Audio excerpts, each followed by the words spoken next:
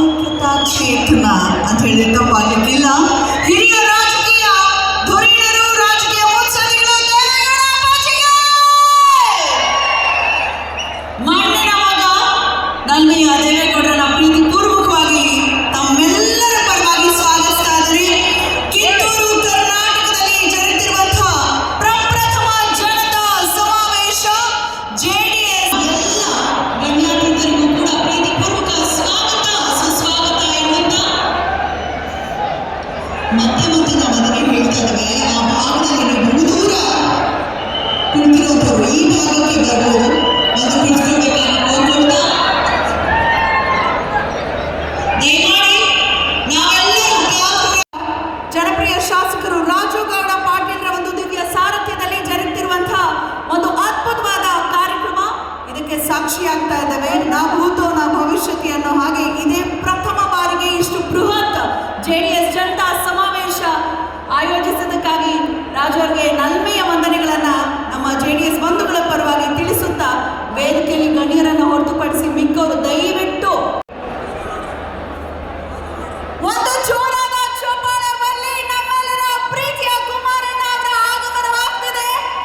ನಾಡು ಕಂಡಂತಹ ವಿಶೇಷವಾದ ಮುಖ್ಯಮಂತ್ರಿ ಅನ್ನೋ ಹೆಸರಿಗೆ ಖ್ಯಾತಿಯನ್ನ ಪಡೆದಂತವರು ನಮ್ಮೆಲ್ಲರ ಪ್ರೀತಿಯ ಮಾಜಿ ಮುಖ್ಯಮಂತ್ರಿಗಳು ಹೋಲಿ ಕೇಂದ್ರ ಸಚಿವರನ್ನ ಪ್ರೀತಿಪೂರ್ವಕವಾಗಿ ಸ್ವಾಗತಿಸ್ತಾ ಇದ್ದೇನೆ. ಸಮಸ್ತ ಕಿತ್ತೂರು ಕರ್ನಾಟಕದ ಹೆಮ್ಮೆಯ ನಿಷ್ಠೆಯ ನಾಡು, ಆಧ್ಯಾತ್ಮದ ಸೂರ್ಯ ನಡೆದಾಡುವ ದೇವರು ಎಂದೇ ಕರೆಯಲ್ಪಡುವಂತಹ ಶ್ರೀ ಸಿದ್ದೇಶ್ವರ ಅಪ್ಪಾಜಿಯವರ ಪಾದ ಸ್ಪರ್ಶದಿಂದ ಪವಿತ್ರವಾಗಿರುವಂತಹ ವಿಭೂತಿ ಸೂಫಿ ಸಂತರ ನಾಡು, ಹಿಂದೂ ಮುಸ್ಲಿಂ ಭಾವೈಕ್ಯತೆಯ ಸಂಕೇತವಾಗಿರುವ ಈ ನೆಲದಲ್ಲಿ ಪ್ರೀತಿ ಮತ್ತು ವಿಶ್ವಾಸವೇ ದೇವೇಗೌಡ ಅಪ್ಪಾಜಿಯವರ ಜೊತೆಗೆ ಕುಮಾರಸ್ವಾಮಿ ಅವರು ಹಾಗೆ ಬಂದಿದ್ದ ಕುಮಾರಸ್ವಾಮಿ ಅವರು ಕೂಡ ಜೊತೆಯಾಗಬೇಕು. ಜೆಡಿಎಸ್ ಸೇವಾದಳದ ವತಿಯಿಂದ ನಮ್ಮ ಪಕ್ಷದ ಧ್ವಜಾರೋಹಣವಾಗ್ತಾರೆ. ದಯಮಾಡಿ ಧ್ವಜಾರೋಹಣವಾಗುವಂತಹ ಸಂದರ್ಭದಲ್ಲಿ ವಂದನೆಗಳ ಗೀತೆಯನ್ನ ಹಾಡುವ ಎಲ್ಲರೂ ಕೂಡಿ ದಯವಿಟ್ಟು ಎದ್ದು ನಿಲ್ಲಬೇಕಾದ ಸಮಯ ಪ್ರಾರ್ಥನೆಯನ್ನು ಮಾಡ್ಕೊಳ್ತಾ ಇದ್ದಾರೆ. ಜನಸಾಮಾನ್ಯರ ಪಕ್ಷ ಎಂದರೆ ಅದು ನಮ್ಮ ಜಾತ್ಯತೀತ ಜನತಾದಳ ಪಕ್ಷ, ರೈತರ ಕಣ್ಣೀರನ್ನು ಬರೆಸುವಂತಹ ಪಕ್ಷ ಎಂದರೆ ಅದು ನಮ್ಮ ಜಾತ್ಯತೀತ ಜನತಾದಳ ಪಕ್ಷ. ನಿಮ್ಮೆಲ್ಲರ ಪ್ರೀತಿ, ಅಭಿಮಾನ ಹೀಗೆ ಮುಂದಿನ ದಿನಗಳಲ್ಲೂ ಈ ಭಾಗದಲ್ಲಿ ಕಿತ್ತೂರು ಕರ್ನಾಟಕದಲ್ಲಿ ಜೆಡಿಎಸ್ನ ವಿಜಯದ ಪರಡೆಗಳಲ್ಲಿ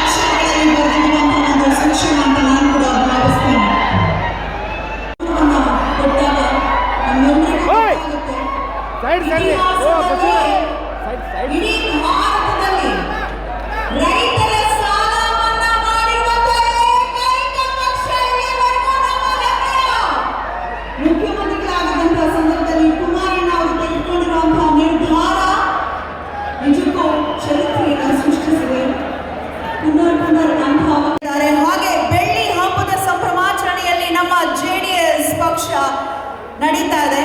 ಸೊ ಮುಂದಿನ ದಿನಗಳಲ್ಲಿ ಪಕ್ಷದ ವಿಜಯೋತ್ಸವಕ್ಕೆ ಸರ್ವರು ಸಿದ್ಧರಾಗೋಣ ಎಂದೆನ್ನುತ್ತಾ ಅದರ ಕುರಿತಾಗಿ ಕಿರು ಹೊತ್ತಿಗೆ ಬಿಡುಗಡೆ ಆಗಿದೆ. ಮತ್ತು ಕರ್ನಾಟಕ ರೈತರ ಜ್ವಲಂತ ಸಮಸ್ಯೆಗಳು, ನಿಲ್ಲದ ರೈತರ ಆತ್ಮಹತ್ಯೆ ಗೆಲ್ಲುವ ಮುಖಾಂತರ ಕರ್ನಾಟಕ ಜನ ಸಂದೇಶವನ್ನು ಕೊಟ್ಟಿದ್ದಾರೆ ಅಂತ ಇಲ್ಲಿ ಹೇಳ್ಬೇಕಾಗತ್ತೆ ಬಂಧುಗಳೇ. ಏನು 19 ಸ್ಥಾನವನ್ನು ನಾವು ಗೆಲ್ತೀವಿ, ಯಾವಾಗ ಯಾವ ಮನುಷ್ಯ ಯಾವ ಪಾರ್ಟಿ ಎತ್ತರಕ್ಕೆ ಬೆಳೀತದ ಅವಾಗ ಟೀಕಾ ಹೆಚ್ಚಾಗ್ತದ ಬಂಧುಗಳೇ. ಇವತ್ತಿನ ಕಾಂಗ್ರೆಸ್ಸಿನ ಪಕ್ಷದವರು ಬೇರೆ ಪಾರ್ಟಿ ಯಾವುದಕ್ಕೂ ಟೀಕಾ ಇಲ್ಲ. ಏನು ಟೀಕಾ ಮಾಡಿದ್ರು ಜನತಾದಳಕ್ಕೆ ಅದನ್ನು ನಾವು ಬಹಳ ಸ್ವಾಭಿಮಾನದಿಂದ ತಗೋಬೇಕು. ಯಾಕಂದ್ರೆ ಜನತಾದಳ ಎತ್ತರಕ್ಕೆ ಬೆಳೀಲಾಕತ್ತದ, ಸಂಘಟನೆ ಆಗಾಕತ್ತದ ಅಂತೇಳಿ ಇವತ್ತು ಅವರು ಟೀಕಾ ಮಾಡಾಕತ್ತಾರ ಬಂಧುಗಳೇ. ನಮ್ಮ ಮಾಜಿ ಪ್ರಧಾನಮಂತ್ರಿಗಳಿದ್ದಾಗ ಆ ಅಧಿಕಾರವನ್ನು ಧಿಕ್ಕರಿಸಿ ನಮ್ಮ ರಾಜ್ಯದ ಜನತೆಗೆ, ನಮ್ಮ ಉತ್ತರ ಕರ್ನಾಟಕಕ್ಕೆ ನೀರಾವರಿ ಯೋಜನೆ ಆಲಮಟ್ಟಿ ಡ್ಯಾಮ್ ಮಾಡಿರಲಿಲ್ಲ ಅಂದ್ರೆ ಇವತ್ತು ನೀವು ಎಲ್ಲ ಕೆನಾಲ್ಗಳು ನೀರು ಬರ್ತಿದ್ದಿಲ್ಲ ಬಂಧುಗಳೇ. ಅವತ್ತಿನ ದಿವಸ ಏನು ಕೋಯಲೇಷನ್ ಗೌರ್ಮೆಂಟ್ ಇತ್ತು, ಚಂದ್ರಬಾಬು ನಾಯ್ಡು ಸಾಹೇಬರು ನಾವು ಸಪೋರ್ಟನ್ನು ಹಿಂದೆ ತಕ್ಕೋತೀವಿ ಅಂದ್ರೆ ನಾನು ನನ್ನ ರಾಜ್ಯಕ್ಕೆ ರೈತರಿಗೆ ನಾನು ಅನ್ಯಾಯ ಹಾಕ್ಬಿಡೋದಿಲ್ಲ, ಅಧಿಕಾರ ಬಿಡ್ತೀನಿ ಅಂತೇಳಿ ಆಲಮಟ್ಟಿ ಡ್ಯಾಮನ್ನು 590 ಮಾಡಿದವರು ಸನ್ಮಾನ್ಯ ದೇವೇಗೌಡರು ಬಂಧುಗಳೇ. ಅದೇ ರೀತಿ ತಮಗೆ ಗೊತ್ತಿರಲಿ, ದೇವೇಗೌಡರಿಗೆ ಕಾಂಗ್ರೆಸ್ಸಿನ ನಾಯಕರು ಈ ದಿನ ಒಂದು ಅಣಿಪಟ್ಟಿಯನ್ನು ಕಟ್ಟಿದ್ರು. ಏನು ಕಟ್ಟಿದ್ರು ಅಂದ್ರೆ ಲಿಂಗಾಯತರ ವಿರೋಧಿ ದೇವೇಗೌಡರು ಅಂತೇಳಿ. ಇವತ್ತು ನಿನ್ನೆ ನೋಡ್ರಿ ನೀವು ಅದನ್ನು ಬಿಟ್ಟಾರೆ, ಈಗ ಒಕ್ಕಲಿಗರ ವಿರೋಧಿ ದೇವೇಗೌಡರು ಅಂತೇಳಿ ಅಂತಾರ. ಯಾಕಂದ್ರೆ ನಾನೊಂದು ಇಲ್ಲಿ ಹೇಳಕ್ಕೆ ಬಯಸ್ತೀನಿ, ಯಾರಿಗೆ ಅವರು ಬೆಳೆಸ್ಯಾರ, ಯಾರು ಉಪಕಾರ ಮಾಡ್ಯಾರ ಅವ್ರದ್ದು ಕೈಗುಣ ಸುಮಾರದ, ಅವ್ರು ಒಟ್ಟು ವಿರುದ್ಧ ಆಗ್ಯಾರ. ಆದ್ರೆ ಇವತ್ತಿನ ದಿವಸ ನಾವು ನೆನಪಿಟ್ಕೋಬೇಕು ಬಂಧುಗಳೇ, ಮೂಗ ಮಾಡಿದವ್ರು ಯಾರು, ಮೂಗ್ಬಟ್ಟು ಇಡ್ತವ್ರು ಭಾಳ ಮಂದಿ ಮೂಗಾದ್ಮೇಲೆ. ಆದ್ರೆ ಮೂಗು ಮಾಡಿದಂಥ ಮಹಾತ್ಮ ಯಾರು ಅಂದ್ರೆ ಅದು ದೇವೇಗೌಡರು ಅಂತೇಳಿ ನಾವು ಇಲ್ಲಿ ಹೇಳ್ಬೇಕಾಗತ್ತೆ ಬಂಧುಗಳೇ. ಅದೇ ರೀತಿ ನಮ್ಮ ಕುಮಾರಣ್ಣ 2018ರಲ್ಲಿ ಮುಖ್ಯಮಂತ್ರಿ ಆಗ್ಬೇಕಾದ್ರೆ ದೇವೇಗೌಡರು ಬೇಡ, ಕುಮಾರಣ್ಣ ಮುಖ್ಯಮಂತ್ರಿ ಮಾಡಬೇಡ್ರಿ, ಹಿರಿಯರಾದಂಥ ದಲಿತರಾದಂಥ ಮಲ್ಲಿಕಾರ್ಜುನ ಖರ್ಗೆ ಅವ್ರನ್ನ ಮುಖ್ಯಮಂತ್ರಿ ಮಾಡಿ ಅನ್ನೋಂಥ ಸಂದೇಶವನ್ನು ಕೊಟ್ಟಿದ್ದರು ಬಂಧುಗಳೇ. ಆಗ ಇವತ್ತು ನೀವು ಇನ್ನೂ ಮಾಯಾವತಿ ಹಾಗೂ ಸೋನಿಯಾ ಗಾಂಧಿ ಜೀವಂತದಾರ ಕೇಳ್ಕೋಬೋದು. ಅವತ್ತು ದೇವೇಗೌಡರು ಖರ್ಗೆ ಅವ್ರನ್ನ ಮಾಡೋದಂಥ ಸಂದೇಶವನ್ನು ಕೊಟ್ಟಿದ್ರು. ಅವಾಗ ಖರ್ಗೆ ಅವರು ಮುಖ್ಯಮಂತ್ರಿ ಆದರೆ ಸರ್ಕಾರ ನಡೀತದೆ ಅಂತೇಳಿ ಇವತ್ತಿನ ಏನು ಕಾಂಗ್ರೆಸ್ಸಿನ ಮುಖ್ಯಮಂತ್ರಿ ಇರ್ಬೋದು, ಉಪಮುಖ್ಯಮಂತ್ರಿ ಇರ್ಬೋದು, ಪರಮೇಶ್ವರ್ ಎಲ್ಲರೂ ಸೇರಿ ಇಲ್ಲಿ ಬಂದು ಇಲ್ಲ ಕುಮಾರಣ್ಣನೇ ಮಾಡಬೇಕು, ಕುಮಾರಣ್ಣಗೆ ನಾವು ಎಲ್ಲ ರೀತಿಯಿಂದ ಸಹಾಯ ಸಹಕಾರ ಕೊಡ್ತೀವಿ ಅನ್ನೋಂಥದ್ದು ಹೇಳಿ ಅವ್ರನ್ನ ಜೋರ್ಲಿ ಮುಖ್ಯಮಂತ್ರಿ ಮಾಡಿದ್ರು. ಆ ಮುಖ್ಯಮಂತ್ರಿ ಮಾಡಿಂದ ಸೆಕ್ಯುಲರಿಸಮ್ ಬಗ್ಗೆ ಭಾಳ ದೊಡ್ಡದಾಗಿ ಮಾತಾಡ್ತಾರೆ ಕಾಂಗ್ರೆಸ್ಸಿನ ನಾಯಕರು. ಅವತ್ತ 17 ಜನನ ಕಾಂಗ್ರೆಸ್ಸಿನ ನಾಯಕರನ್ನ ಕಳಿಸಿ ನಮ್ಮ ಅಣ್ಣನ ಕೆಳಗಿಳಿಸಿ ಮತ್ತೆ BJPಗೆ ಸಪೋರ್ಟ್ ಮಾಡಿದಂಥವ್ರು ಯಾರು ಅಂದ್ರೆ ಇವತ್ತಿನ ಕಾಂಗ್ರೆಸ್ಸಿನ ನಾಯಕರು ಬಂಧುಗಳೇ. ಇವತ್ತಿನ ದಿವಸ ತಾವೆಲ್ಲರೂ ತಿಳ್ಕೊಬೇಕಾಗತ್ತೆ. ಯಾಕಂದ್ರೆ ತಮಗೆ ಗೊತ್ತಿರಲಿ, ಕುಮಾರಣ್ಣ ಮುಖ್ಯಮಂತ್ರಿ ಆದ್ಮ್ಯಾಗ ಏನು ಒಂದು ವಾಗ್ದಾನವನ್ನು ಮಾಡಿದರು, ಏನು ಎಲ್ಲ ನ್ಯಾಷನಲೈಸ್ ಬ್ಯಾಂಕು ಹಾಗೂ ಸಹಕಾರಿ ಬ್ಯಾಂಕ್ಗಳ ಸಾಲ ಮನ್ನಾ ಮಾಡ್ತೀನಿ ಅನ್ನೋಂಥ. ಯಾರೇ ಸಾಲ ಮನ್ನಾ ಮಾಡಿದ್ರೆ ಯಾರು ಇದ್ರು ಅದು ಕುಮಾರಣ್ಣ ನೀವು ಹೆಮ್ಮೆ ಪಡಬೇಕು ಬಂಧುಗಳೇ. ಅದಾದಮೇಲೆ ಅವ್ರು ಮಾಡಿದಂಥ ಗ್ರಾಮ ವಾಸೆ ಇರ್ಬೋದು, ಜನತಾ ದರ್ಶನ ಇರ್ಬೋದು, ಇಂಥ ಏನು ಜನಪ್ರಿಯ ಮುಖ್ಯಮಂತ್ರಿ ಇನ್ನೂ ಒಂದು ದಿವಸ ನೀವು ಮುಂದೆ ಹೋದ್ರೆ ನಮ್ಮ ಕಾಂಗ್ರೆಸ್ ಮುಗಿತದ, ಕುಮಾರಣ್ಣನೇ ಕಂಟಿನ್ಯೂ ಆಗ್ತಾನಂತ ವಿಚಾರ ಇಟ್ಕೊಂಡು ಅವತ್ತು ಕುಮಾರಣ್ಣನೇ ಇಳಿಸಿದ್ರು ಬಂಧುಗಳೇ. ಇನ್ನೊಂದು ಮಾತನ್ನೇ ಹೇಳಿ ಬಯಸ್ತೀನಿ, ತಮಗೆ ಗೊತ್ತಿರಲಿ, ಏನು ಪ್ರಥಮ ಹೆಗಡೆ ಅವರು ಮುಖ್ಯಮಂತ್ರಿ ಆದರು. ಆ ಮುಖ್ಯಮಂತ್ರಿ ಆದಾಗ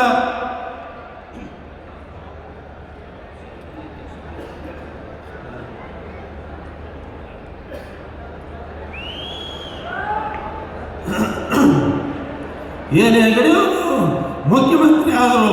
ಆ ಮುಖ್ಯಮಂತ್ರಿ ಆದಂಥ ಸಮಯದಲ್ಲಿ ನಮ್ಮ ಹಿರಿಯರಾದಂಥ ದೇವೇಗೌಡರಿಗೆ ಅವಕಾಶ ಇತ್ತು ಬಂಧುಗಳೇ.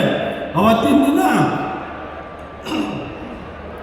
ಏನಾಯ್ತಂದ್ರೆ ಸನ್ಮಾನ್ಯ ಮಾಜಿ ಪ್ರಧಾನಿಗಳಾದಂಥ ಚಂದ್ರಶೇಖರ್ ಸಾಹೇಬರು ಫೋನ್ ಹಚ್ಚಿ ದೇವೇಗೌಡರೇ ಹೆಗಡೆ ಅವರಿಗೆ ನೀವು ಮುಖ್ಯಮಂತ್ರಿ ಮಾಡ್ರಿ ಅನ್ನಂತ ಮಾತನ್ನು ಹೇಳಿದರು. ಅವರಿಗೆ ಅಭಿಮಾನ ತುಂಬಿದ ಗೌರವ ಸಮರ್ಪಿಸುತ್ತಾ ಈಗ ದಯವಿಟ್ಟು ನಮ್ಮ ನಮ್ಮೆಲ್ಲರನ್ನ ಉದ್ದೇಶಿಸಿ ಮಾತನಾಡಬೇಕಾಗಿ ಒಂದು ಜೋರು ಚಪ್ಪಾಳೆಯ ಮುಖೇನ ಕೇಳ್ಕೊಳ್ತಾ ಇದ್ದೇನೆ. ದೇವೇಗೌಡರ ಎರಡನೇ ಸಭೆ ಕಿತ್ತೂರು ಕರ್ನಾಟಕದಲ್ಲಿ ನನ್ನ ಪಕ್ಕದಲ್ಲೇ ಕೂತಿರ್ತಕ್ಕಂಥ ಏಕೈಕ ಶಾಸಕರು ಶ್ರೀಮಾನ್ ರಾಜು ಅವರು ಅವರ ನೇತೃತ್ವದಲ್ಲಿ ಅವರ ಒಡನಾಡಿಗಳಾಗಿ ಕಳೆದ ಚುನಾವಣೆಯಲ್ಲಿ ಸೋತಂಥ ಎಲ್ಲ ನಮ್ಮ ಪಕ್ಷದ ಮುಖಂಡರು, ಅದರಲ್ಲೂ ಪಾಟೀಲರು ಏನು ಮಾತನಾಡಿದ್ರು, ಸೋತಿದ್ರು, ಅವರು ಎದೆಗೊಂದಿಲ್ಲ. ನಾನು ಮತ್ತೆ ಕುಮಾರಣ್ಣವರನ್ನು ಮಾರ್ಗದರ್ಶನದಲ್ಲಿ ಹೋರಾಟ ಮಾಡಿ